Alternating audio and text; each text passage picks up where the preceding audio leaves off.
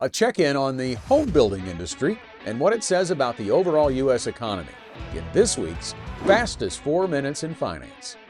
Hello and thanks for joining us. I'm Scott Inman. Well, this week we're putting a single economic sector in focus, but it's a big sector. The home building industry accounts for an estimated 6% of U.S. gross domestic product. That puts it in the top 5 behind healthcare, technology, and finance and insurance.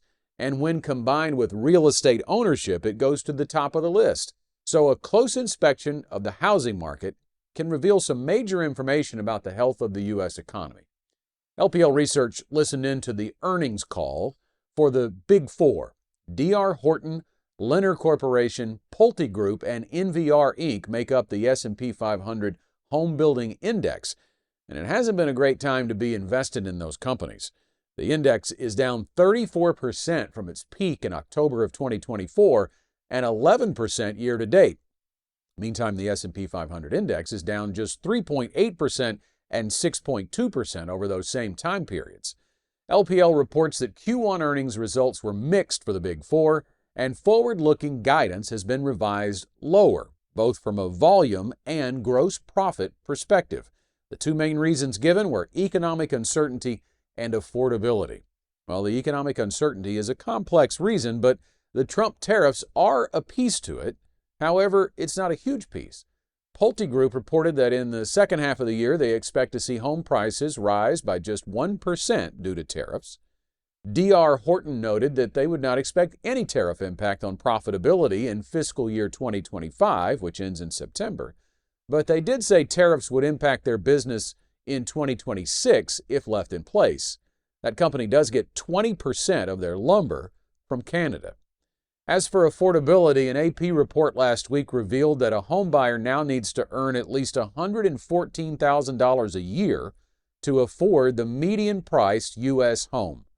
That's about 40% more income than the median household income.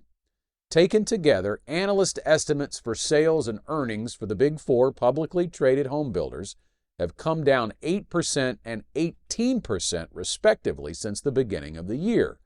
So the bottom line, it's been a whipsaw journey for home sales.